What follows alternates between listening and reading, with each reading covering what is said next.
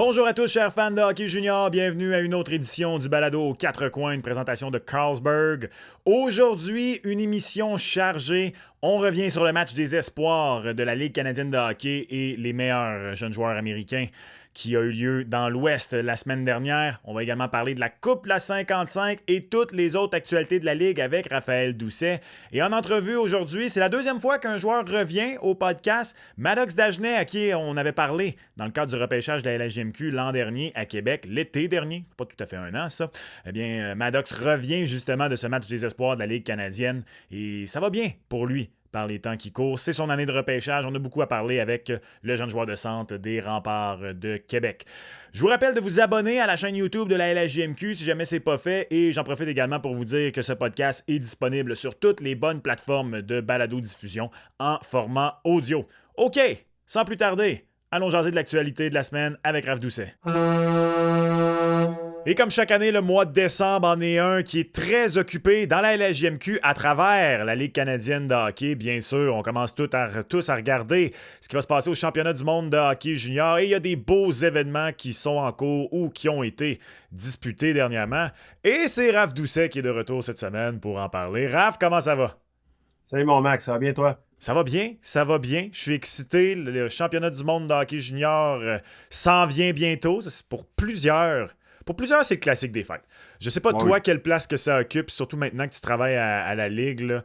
Mais moi, c'est le hockey du temps des fêtes pour moi. Mes respects à la Winter Classic qui a été créée j'allais dire dans les dernières années, ça fait quand même vraiment longtemps maintenant qu'il y a une Winter Classic, là, ça nous vieillit. Dans ma tête, on dirait que c'est encore un nouveau concept. Mais peu importe ce qui peut arriver dans les fêtes, pour moi, les matchs les plus importants du temps des fêtes qui s'écoutent avec une petite neige dehors, puis un chocolat chaud ou une certaine autre consommation, c'est le championnat du monde de hockey junior. Puis là, on arrive bientôt là, au moment où les joueurs vont être annoncés. Ça pour moi, c'est assez spécial. Je sais pas toi si tu as certains souvenirs précis du championnat du monde junior. Là. Moi, on pourrait faire un épisode complet là-dessus. Ben ouais, écoute, j'ai toujours regardé ça, là, le 26 décembre, cherche-moi pas, là, je vais avoir mon café dans les mains. Mais là, quoi que cette année, c'est au Minnesota, donc on n'aura pas besoin de regarder les matchs très, très tôt le matin. Mais quand c'est en Europe, là, c'est toujours une tradition. Tu te lèves le 26 décembre, tu regardes le Canada jouer. Puis c'est encore plus spécial, Max, je te dirais, depuis que j'ai des enfants, tu sais, parce que mes gars, c'est des joueurs de hockey. Ils ont hâte au championnat mondial de hockey junior. Et à partir du 26 décembre, là, chez les Doucet, ça va être évidemment une grande tradition. Puis on va regarder ça. J'ai juste hâte de voir qui de la GMQ va faire partie de l'équipe canadienne. Parce que quand tu regardes dans les autres pays, on risque d'avoir peut-être autour de 10 joueurs de la LHJMQ qui vont représenter les différents pays au mondial junior. Mais ici, au Québec, dans les Maritimes, peu importe, on regarde évidemment principalement le Canada. Caleb Desnoyers, d'après moi, va faire l'équipe. Justin Carbonneau est dans les rangs. Il y a un gars comme Xavier Villeneuve également en raison de son offensive à partir de la ligne bleue qui pourrait faire partie des défenseurs. On va en savoir plus probablement la semaine prochaine. On va suivre ça, bien sûr, puis on va certainement en parler là, dans les épisodes du mois de décembre de ce balado de la Ligue de hockey junior maritime Québec. Revenons maintenant, Raph, sur le défi des espoirs qui a eu lieu la semaine dernière, donc le défi Ligue canadienne États-Unis. J'ai aimé le niveau de jeu. J'ai aimé le niveau de jeu, j'ai bien aimé ce que j'ai vu. Je trouve toujours ça intéressant de voir à quel point la Ligue canadienne tient son bout dans ce match-là et même joue bien. Ce que je veux dire par là, c'est que l'équipe américaine, il y a plus d'atomes crochus. C'est des joueurs en théorie qui doivent plus se connaître, avoir plus de chimie instantanée. Et malgré tout, l'an passé, l'équipe canadienne avait remporté. Cette année, bon, on a rapporté chacun un match et finalement, il y a eu une prolongation qui a été un peu, entre guillemets, le moment décisif. Et là, les États-Unis sont allés gagner là. Mais je trouve là, que l'équipe canadienne, avec le si peu de temps que tu as pour créer quelque chose, fait toujours très très bonne figure. Et bien sûr, on regardait les joueurs de la LHJMQ, Villeneuve, Dagenet, Shilov, Morrison. Commençons avec Xavier, parce que je trouve que Xavier Villeneuve a vraiment bien ressorti dans cette rencontre-là. Peut-être la première période du premier match. Justement, est-ce que c'est en raison, là, les automatismes sont pas là ou quoi que ce soit? Tu voyais qu'il essayait des choses, peut-être perdu quelques rondelles, mais après ça, là, vraiment, je trouve qu'il a bien ressorti dans ces deux rencontres. C'est lui qui a marqué en fin de match là, pour donner la victoire dans le deuxième match à l'équipe canadienne. Je trouve que Xavier s'est vraiment, vraiment a bien tiré son épingle du jeu dans ces rencontres-là. 100% d'accord avec toi. Puis j'ai les temps de glace là, des 4 joueurs de la LHMQ. Puis Villeneuve a joué 21-22 minutes dans les 2 matchs. Donc, a fait assurément partie là, des piliers de l'équipe canadienne. Tu sais, Villeneuve, on le voit avec l'Armada de Blainville-Boisbriand. C'est un gars qui est extrêmement fluide sur ses patins, est capable de bien supporter l'attaque, est capable de transporter la rondelle, de passer également, de faire des longues passes à partir de sa zone jusqu'à en zone neutre ou même en zone offensive, peu importe.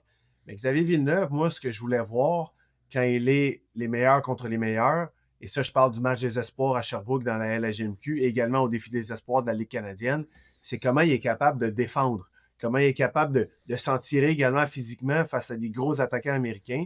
Puis je pense qu'on peut dire mission accomplie pour Xavier Villeneuve a assurément été non seulement l'un des meilleurs défenseurs de l'équipe canadienne, mais l'un des meilleurs joueurs tout court. Donc, j'ai parlé à une couple de recruteurs qui étaient là-bas et il a marqué des points, Xavier Villeneuve. Et là, de plus en plus, non seulement on parle de Villeneuve comme un choix de premier tour, mais on parle de Villeneuve comme un choix top 15, top 20. Donc, la saison va être vraiment intéressante du côté de l'Armada de Blainville-Boisbriand avec Xavier Villeneuve. Pour ce qui est de Maddox Dagenet, je te dirais que dans les 4 joueurs de la LHMQ, c'est peut-être le deuxième qui a le plus ressorti, malgré un temps de jeu Je suis limité. d'accord. Je l'ai trouvé physique, je l'ai trouvé engagé. Tu sais, on parle souvent pour des joueurs offensifs comme Maddox. C'est le premier show total dans la LHJMQ v'là un an, là, dépendamment comment vous le voyez, là, en 2024. Donc, pas le dernier, ça, bien sûr, c'est Alexis Joseph, l'année d'avant.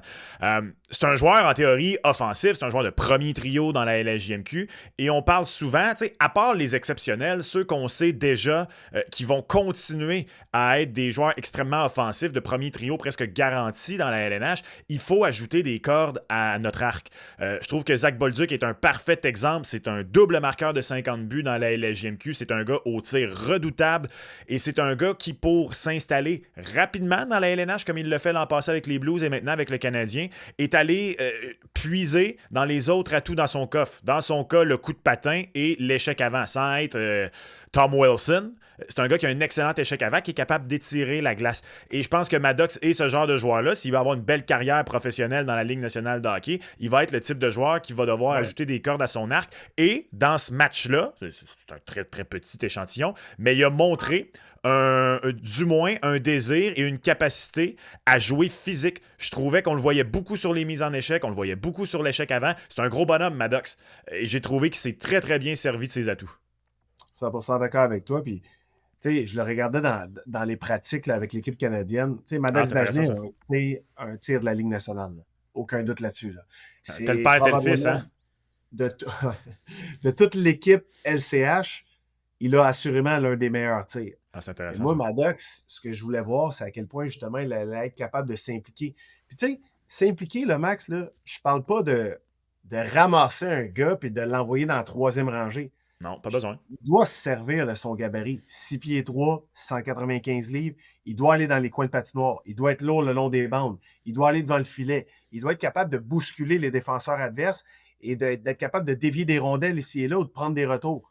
Et c'est ce qu'on a vu avec Maddox Dagenet. Entre autres, dans le deuxième match, en fin de rencontre, il a touché le poteau. Il a généré de l'attaque malgré un temps de jeu limité et il a marqué des points lors de ces 2 matchs contre les Américains. Tu sais, pour le partisan de hockey moyen, souvent, on aime donner des comparables. Puis souvent, c'est un exercice dangereux parce que on veut tellement être certain de parler de certains joueurs que tout le monde connaît. Qu'on va trop rapidement tomber. Ça fait 20 ans le costaud qu'un joueur de centre est moindrement défensif et aussi offensif que tout le monde fait. Patrice Bergeron. Ah oui, mais Patrice Bergeron, il y en a un, Patrice Bergeron. T'sais. Et là, ces dernières années, l'erreur qu'on commet pour tous les gros bonhommes en attaque qui peuvent avoir de l'attaque, on va parler des frères Tkachuk, mais t'es pas obligé d'être un frère Tkachuk. Tu peux être un Adam Lowry qui est beaucoup plus un joueur de troisième trio avec les Jets de Winnipeg, mais qui est énorme, physique. Tu peux même être un Yoel Armia. Je sais que plusieurs vont dire, ben là, Yoel Armia, un joueur de troisième, quatrième trio, oui, mais qui a une super carrière LNH, moi j'ai toujours dit que c'est le gars pas offensif qui a les meilleures mains dans la Ligue nationale de hockey, Yoel Armia. Même Maddox, tu le connais un peu plus que moi, mais moi je le regardais et c'est sûr que Chris Kreider a un coup de patin qui était assez exceptionnel dans son apogée. Je ne sais pas si c'est un comparable. Chris Kreider qui est devenu un spécialiste de faire dévier des rondelles, malheureusement rentrer dans un gardien, mais ça serait pour une autre discussion. Et marquer des buts, finir la mise en échec. Puis j'ai pas en tête justement Chris Kreider la même méchanceté qu'un Ketchuk, surtout Brady, mais un gros bonhomme qui sait se servir de son physique et aller récolter les points. 100% d'accord avec toi. Puis, c'est toujours difficile de faire des comparatifs, mais Maddox Dagenet a un beau coffre à outils. Maintenant, ce qu'il doit développer, c'est continuer à améliorer son coup de patin, continuer également à améliorer son jeu physique, continuer à améliorer son implication. Puis, j'ai parlé avec son père quand j'étais à Calgary, puis avant le deuxième match, justement, puis non, c'était pendant le premier match, pardon. Puis Pierre Dagenet me disait, il dit Maddox s'est mis beaucoup de pression quand il a été repêché premier au total par les Remparts de Québec. Il s'est mis beaucoup de pression sur les épaules. Il ne voulait pas décevoir les partisans des Remparts, il ne voulait pas décevoir la direction, il ne voulait pas décevoir les partisans de la LHMQ, peu importe. Et puis en plus, il a été blessé l'an dernier. 26 points à 43 matchs. C'est bon pour un joueur de 16 ans. Est-ce que c'est bon pour un premier choix au total? Peut-être pas. Et là, cette année, il est arrivé, a voulu se mettre moins de pression sur les épaules, a voulu continuer à construire son jeu. Puis c'est ce qu'on voit de Maddox Dagenet présentement. Et il a déjà 22 points en 25 matchs avec les Remparts de Québec. Pour ce qui est de l'autre attaquant de la LHMQ qui était là du côté du défi des espoirs, Yegor Shilov, dynamo offensif avec les Tigres de Victoriaville cette saison, n'a pas été capable de générer autant d'attaques, Yegor Shilov. Mais malgré tout, a joué autour de 16-18 minutes. Donc, était un joueur important au sein de l'attaque canadienne. Est capable de mieux. Je l'ai senti un petit peu stressé. Mm-hmm. Mais tu sais, moi, quand je regarde Shilov, j'étais là à Calgary à Lethbridge. Le gars, là, c'est un Russe. A été dans la USHL l'an dernier. Arrive à Victoriaville, un nouvel environnement. Arrive pour le défi des espoirs. Il connaissait un joueur dans toute l'équipe, c'était Klepov. Et les deux Russes ont été ensemble tout au long du défi des espoirs. Je pense que Shilov n'était pas 100% à l'aise, va continuer à prendre de la maturité, va continuer à prendre ses aises dans la Ligue canadienne, mais Shilov est capable de mieux, puis il a un talent exceptionnel, puis on le voit avec les Tigres de Victoriaville. Oui, tout à fait. Puis, tu sais, c'est pour ça aussi que pendant le match, là, j'ai entendu JP Glaude, il était en entrevue avec François-Étienne Corbin là, pendant la diffusion. Puis, tu sais, il le répète, hein, ce genre de rencontre-là, c'est le fun pour les recruteurs. On regarde bien des choses, mais aussi, il ne faut pas perdre de vue non plus que c'est un match dans lequel les joueurs sont complètement sortis de leur contexte habituel. Et surtout, comme tu viens de le dire, ils sont avec des joueurs qui ne connaissent pas. Donc, c'est un outil, c'est une vitrine, mais il faut aussi le prendre pour ce que c'est également. J'ai moins remarqué Morrison un peu. Je ne sais pas, toi, de ton côté, là, vu que tu étais sur place, peut-être que tu as peut-être un peu plus pu voir son jeu. Ben, tu sais, Max, c'est une bonne nouvelle si tu ne l'as pas remarqué. Parce que dans son style, Charlie Morrison, c'est un défenseur défensif. Gros bonhomme de 6 pieds 3 pouces, un bon coup de patin, pas le plus offensif, a été capable de bien défendre au sein de l'équipe canadienne. Donc, n'a pas commis de grosses erreurs, n'a pas été flashy non plus du côté offensif. Et Charlie Morrison, si un jour il atteint la Ligue nationale, ça va être ça. Ça va être un bon défenseur défensif, intelligent, qui prend de bonnes décisions. Et c'est ce qu'on a vu avec l'équipe canadienne. Voilà pour donc ce match entre les meilleurs espoirs de la Ligue canadienne de hockey et les joueurs américains. Je vous rappelle que Maddox Dagenet, dans les prochaines minutes, va également être à l'émission. Donc, on va revenir sur l'événement avec l'attaquant des Remparts de Québec. Coupe de la 55, c'est bien débuté depuis la fin de semaine dernière, ce festival du hockey. Et là, eh bien, la Coupe de la 55 en tant que telle, les équipes de la LHJMQ qui vont maintenant faire leur entrée. Mais déjà, là, on a vu les images, puis peut-être que les auditeurs ont fait comme moi, ont suivi ça sur les réseaux sociaux. Là, des belles images en provenance de Trois-Rivières. Le site a l'air très beau. Il y a eu des images à couper le souffle pendant le match des anciens Canadiens et des anciens de la LHJMQ également, puisque une belle neige qui tombait. Ça c'est du beau match extérieur. Ça, il faut ce genre d'ambiance, si vous voulez mon avis. Et là, les équipes donc de la LHJMQ qui qui vont jouer Cataracte contre Voltigeur, ça c'est jeudi soir 19h. Après ça, vendredi, Tigre contre Phoenix 19h. Les gagnants de ces deux rencontres vont s'affronter en finale dimanche. Les deux autres équipes vont jouer la finale de consolation. Je vous rappelle que ces matchs comptent au classement de la LHJMQ pour toutes ces formations-là, donc on a inséré ça au sein de leur calendrier.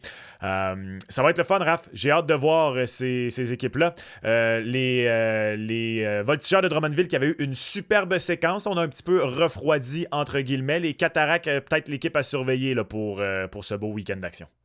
Écoute, les Cataractes vont arriver à la Coupe de la 55 fort de 5 victoires consécutives. Tu sais, les Cataractes, en début de saison, on les voyait vraiment parmi les puissances de la LHJMQ. On a peut-être connu un début de saison un petit peu décevant, mais là, on commence à prendre en rythme 5 victoires consécutives. Et là, on est rendu 5e au classement général.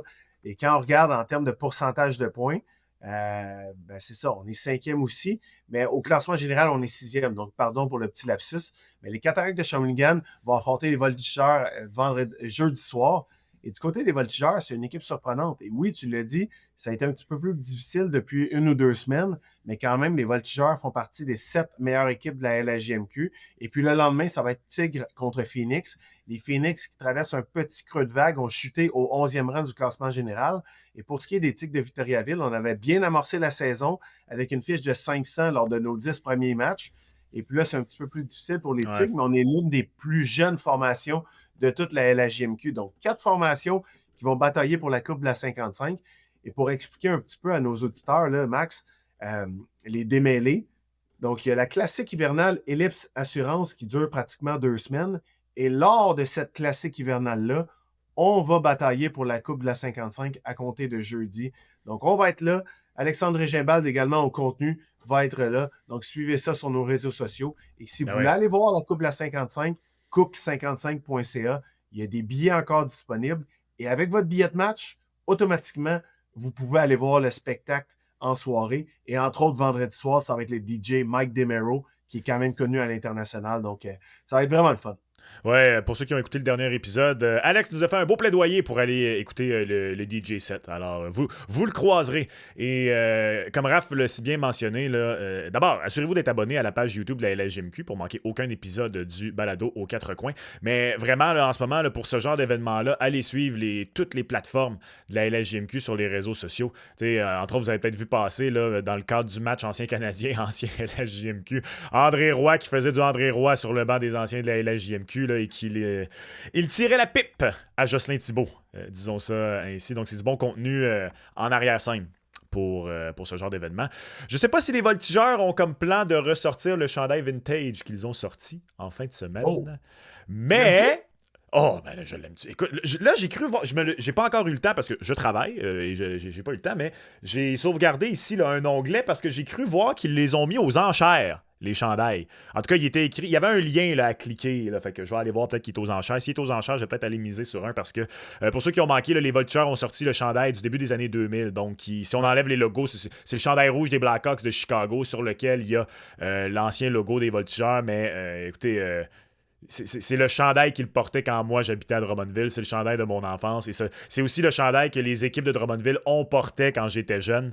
Donc il y a une place particulière pour moi, ce chandail. Et ce logo-là, là, qui est l'ancien des Voltigeurs. Je l'aime bien leur logo actuel, mais pour moi, celui du début des années 2000, là, pour moi, là, il y a une petite place nostalgique. Là. Je l'aime beaucoup. Beaucoup, beaucoup. Peut-être aller placer une petite mise. Il est très beau. Il est très beau, Max. Tu sais que j'aime les uniformes aussi. Puis je pense que les Voltigeurs ont frappé un grand coup avec cet uniforme-là. Mais je peux pas te dire s'ils vont les porter ou non. On va voir en fin de semaine à la Coupe de la 55. Faites-le! Si jamais les dirigeants des Voltigeurs écoutent, là. Do it, s'il vous plaît. Do it. Caleb Desnoyers reprend du rythme, Raph, avec les Wildcats de Moncton. Il est revenu, il a requitté quelques rencontres. Après ça, avait récolté des points dans ses 2 premiers matchs. Et là, après ça, quelques rencontres, peut-être un peu plus à reprendre son rythme. Et là, c'est fait. Là, Caleb Desnoyers semble être parti pour de bon. Le nouveau capitaine des Wildcats de Moncton. Il est maintenant au point par match. Il est à 9 points dans ses 6 derniers matchs. Et ça coïncide, ou plutôt, ça propulse, voyez-le comme vous le voulez, les Wildcats de Moncton. Les Wildcats avaient énormément de joueurs à des camps LNH en début de saison. Il y avait Caleb qui était blessé. Donc, les derniers champions de la LHJMQ, là, pour qui le début de saison a été un peu plus difficile. Et là, est-ce que vraiment la troupe là, de Gardiner McDougall a pris son envol? Fort probablement. On est maintenant deuxième derrière les Saguenayens de Chicoutimi dans l'Est. 5 victoires à nos 6 derniers matchs. Aucune défaite à la régulière dans nos 6 dernières rencontres. Et les Wildcats, soudainement, à surveiller dans l'Est?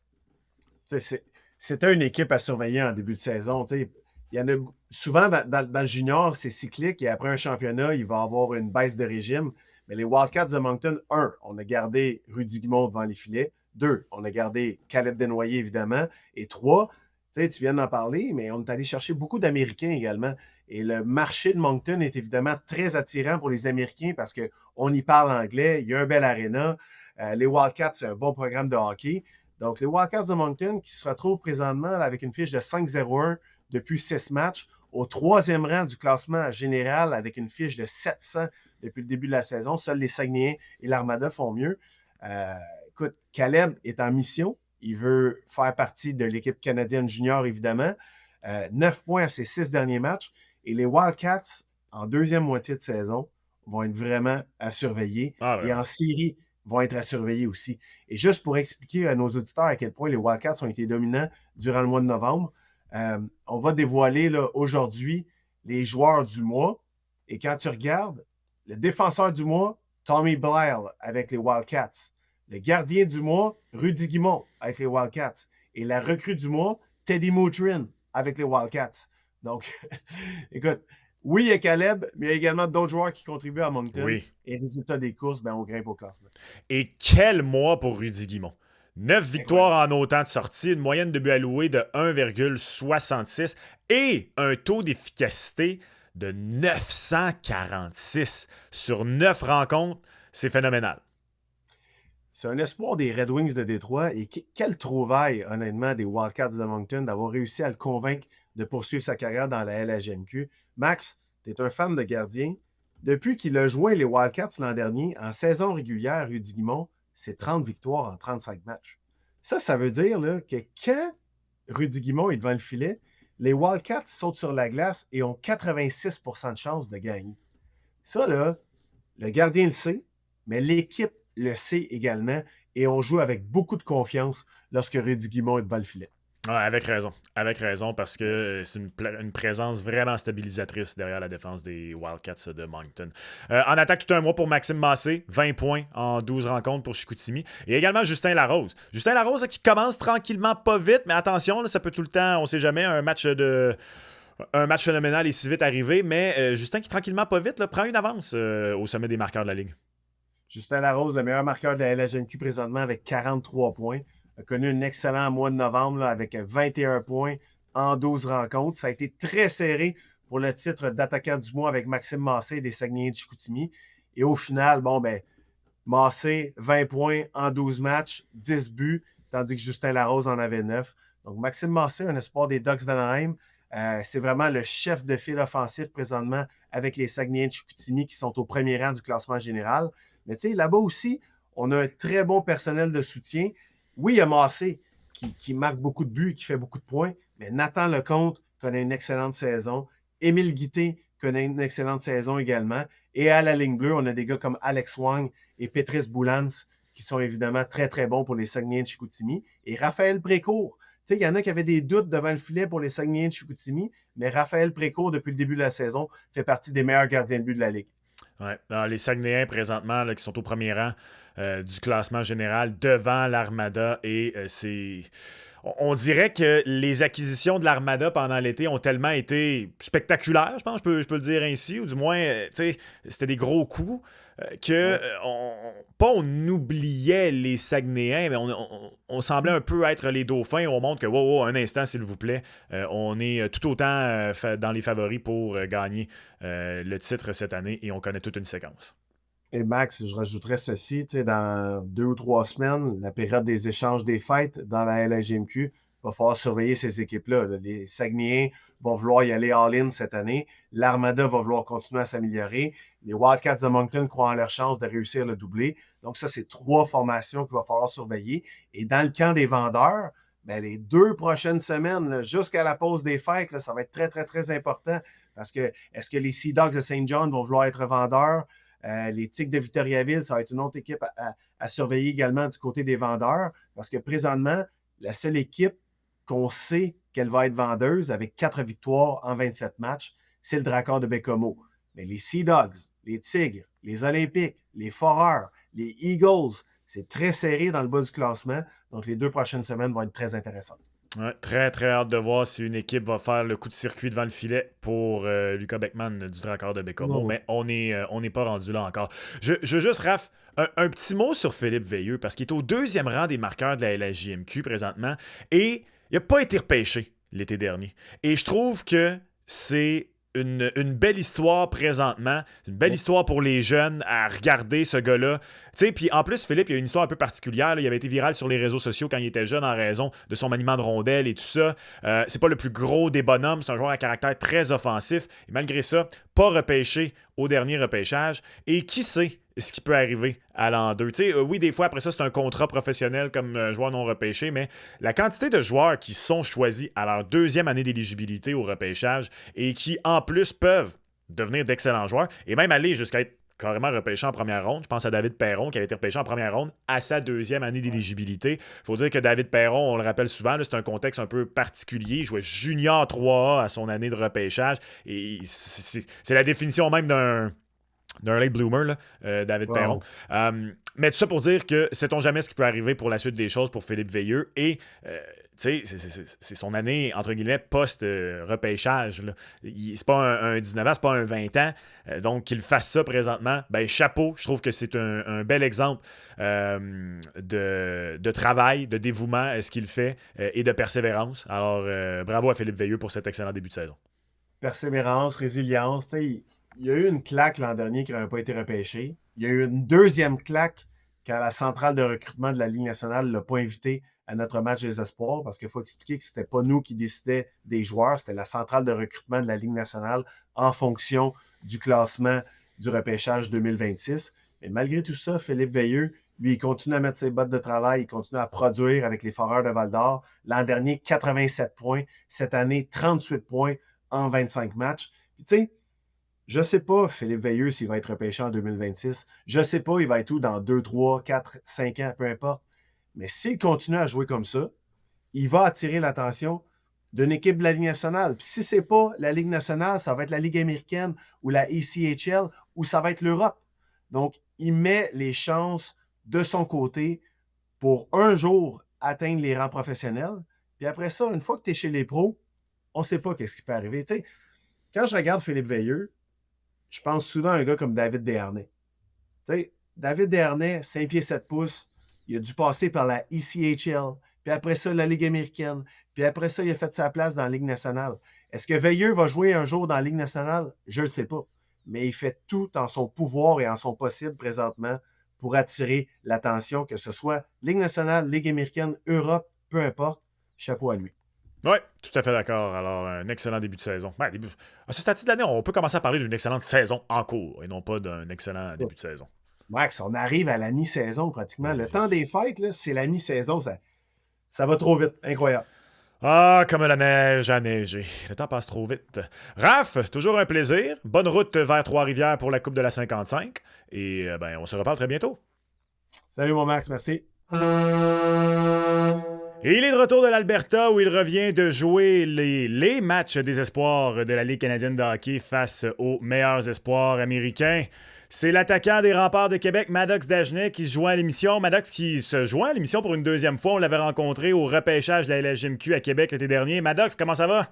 Ça va bien, toi? Ça va super bien, merci. Tu reviens, je le disais, du match des espoirs. Comment t'as trouvé ton espoir, ton expérience face aux espoirs américains?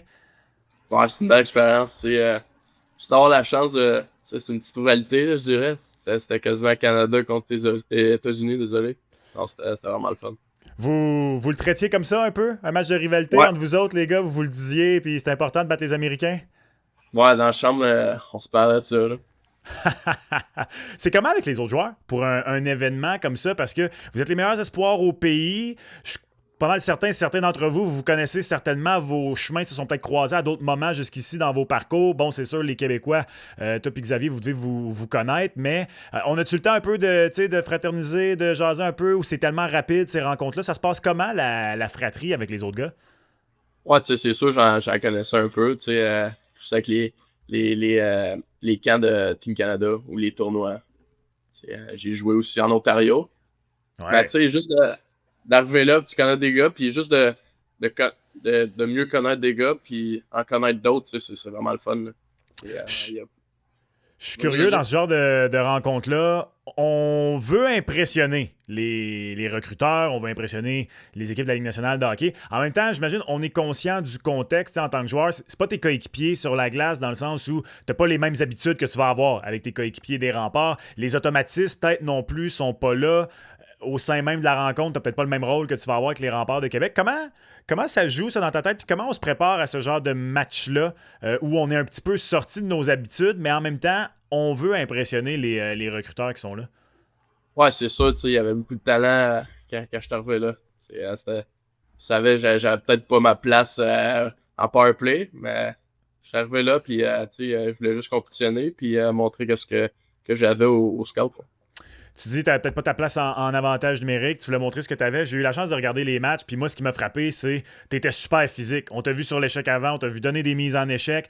Est-ce que c'est une facette de ton jeu pour toi qui était important de montrer que tu avais ça dans ton coffre à outils?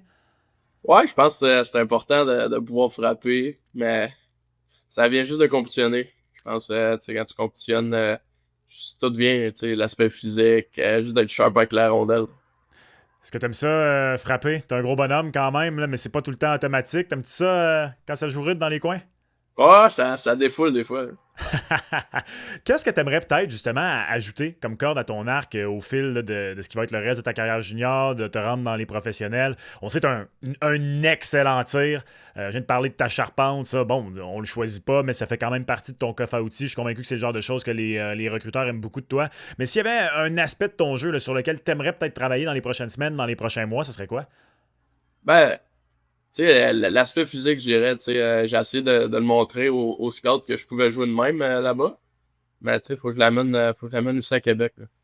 Est-ce que ça passe par un peu plus de méchanceté? Comment tu vois ça? Parce que quand on pense au jeu physique, tu sais, dans les dernières années, on pense beaucoup aux frères Ketchuk, mais t'es pas obligé d'avoir cette méchanceté-là pour être physique. Tu sais, je pense à Mikko Rantanen dans la Ligue nationale de hockey. C'est pas un gars que quand tu penses à... Bon, en même temps, je dis ça, puis dans les dernières semaines, il s'est fait sortir 2 fois de la game. Attention, là. Ouais, c'est peut-être pas le meilleur moment pour dire ça, mais j'allais dire, quand on pense à Mikko Rantanen, on pense pas à des mises en échec percutantes en temps normal ou quoi que ce soit. On pense juste à un gars très offensif, mais qui utilise ce gabarit-là pour se donner des occasions de marquer. Toi, c'est-tu plus ça ou t'aimerais quand même être un joueur un petit peu plus craint quand il est sur la glace?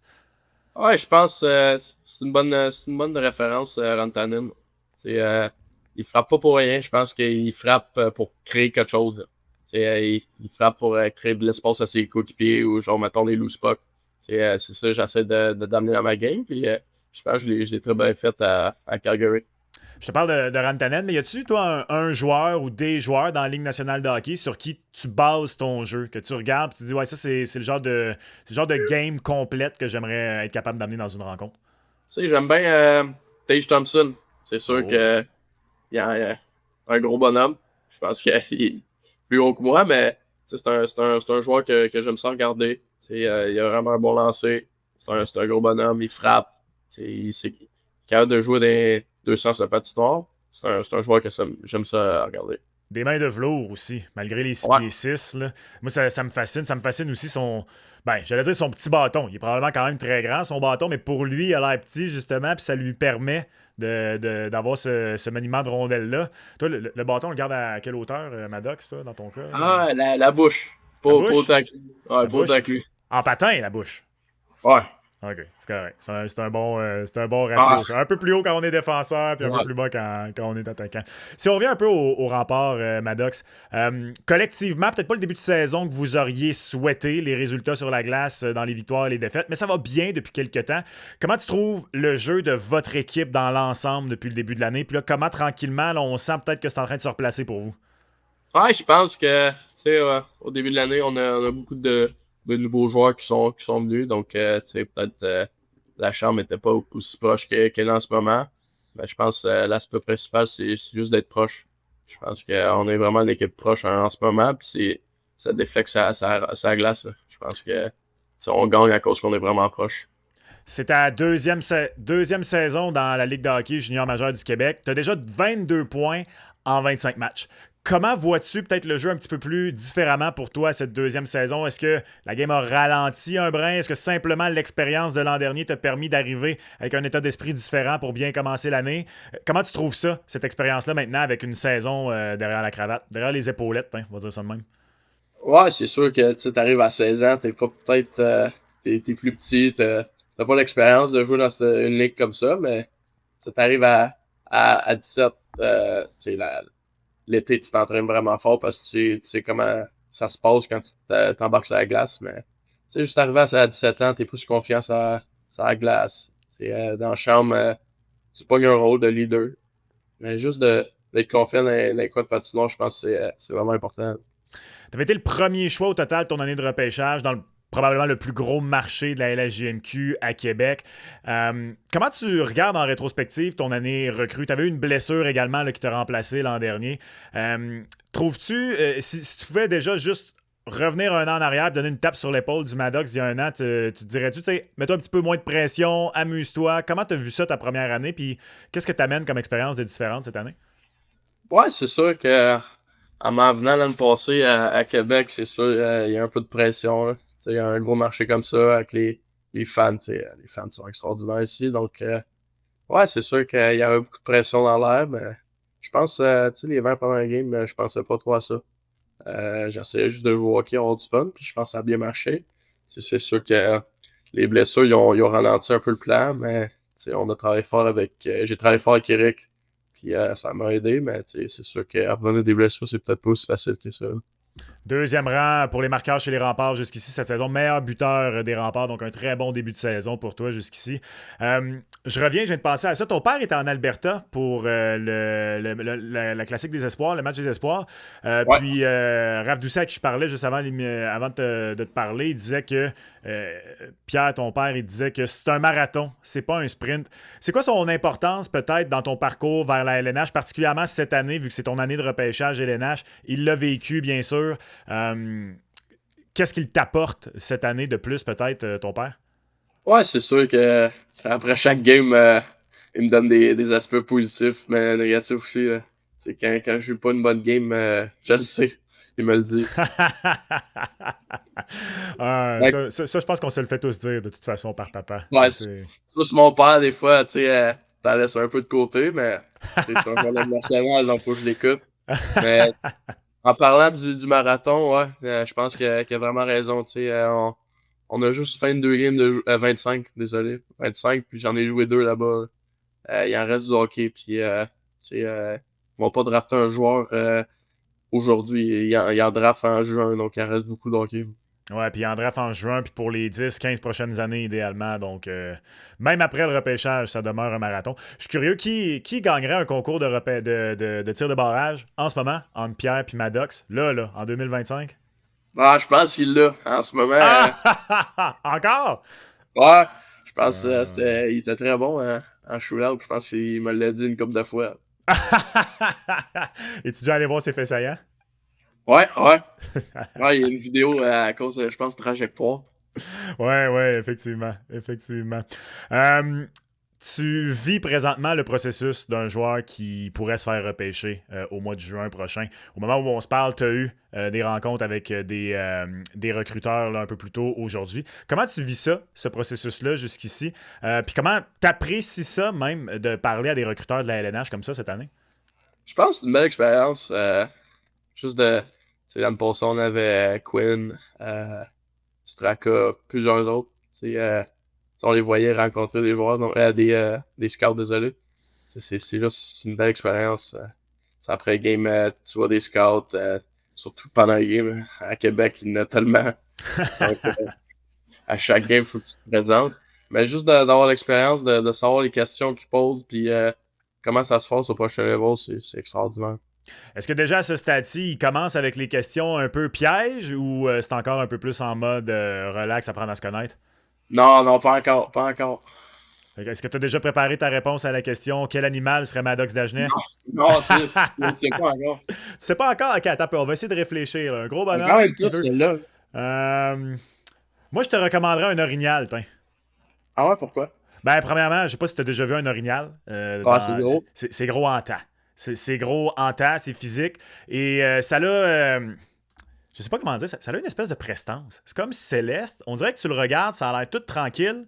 Mais quand il part, il y a une raison pour qu'on l'appelle le roi de la forêt. Là. Ça peut littéralement déraciner des arbres si ça décide que ça va se pogner avec Ouais, c'est un un bon, autre. ça. Pas pire, hein? Puis quand regarde, en Ouais. plus, expliqué comme ça, fait que ça a l'air calme, t'as les bonnes mains, tout ça, mais quand tu veux, on part. En tout cas, tu y repenseras au mois de juin. Tu penseras à moi si jamais tu te la fais poser, puis Good.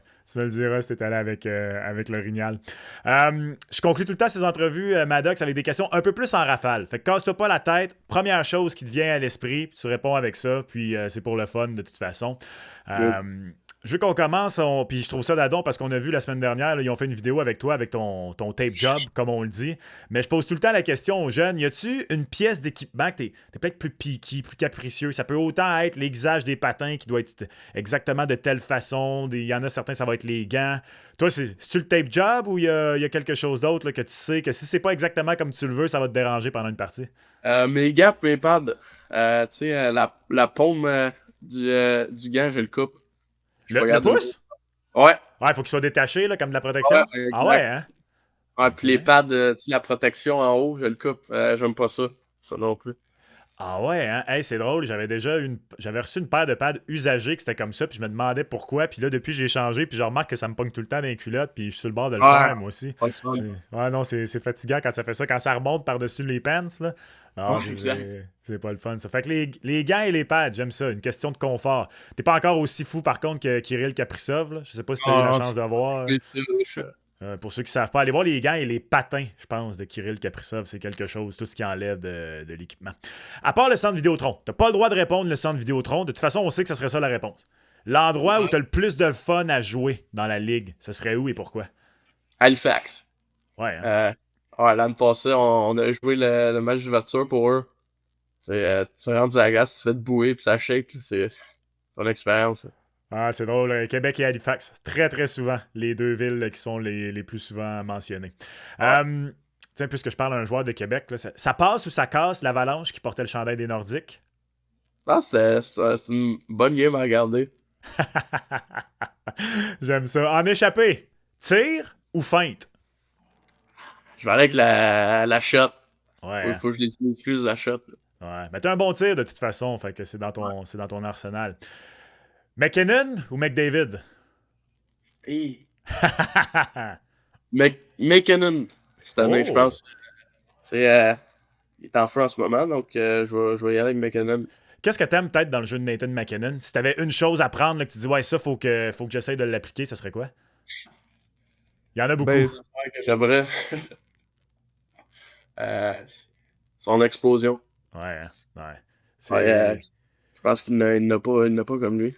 Non, j'en parlais dans le dernier épisode avec Alexis Joseph. Moi, j'ai tout le temps l'impression qu'il veut faire mal à la glace quand il patine. On dirait tu peux quasiment voir à la télé les marques qu'il laisse dans la patinoire. Hey, c'est le temps des fêtes qui approche, Maddox. Bûche de Noël ou tarte au sucre? Tarte au sucre.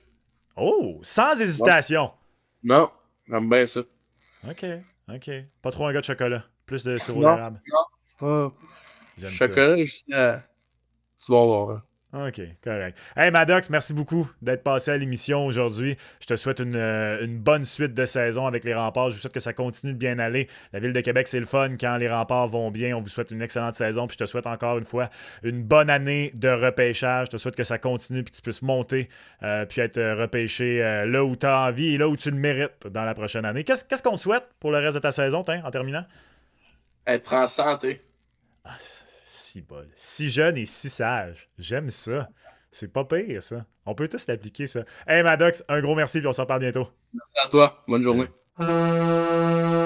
Merci à tous d'avoir été là encore une fois pour une autre édition du balado aux quatre coins, une présentation de Carlsberg. On est disponible sur YouTube, toutes les bonnes plateformes de balado-diffusion en format audio. Sur YouTube, justement, abonnez-vous à la chaîne de la LHJMQ, laissez une mention j'aime sur l'émission et n'hésitez pas à nous dire également qui vous aimeriez entendre à l'émission en commentaire juste en dessous. Merci à Raphaël Doucet, encore une fois, pour sa participation à l'émission, mais également à la coordination et la production du contenu. Merci à Maddox Dagenet également d'avoir fait son tour. Bon week-end à tous ceux qui vont peut-être se rendre à la Coupe 55 du côté de Trois-Rivières. Et on se reparle lors du prochain épisode du podcast aux quatre coins. Bye bye!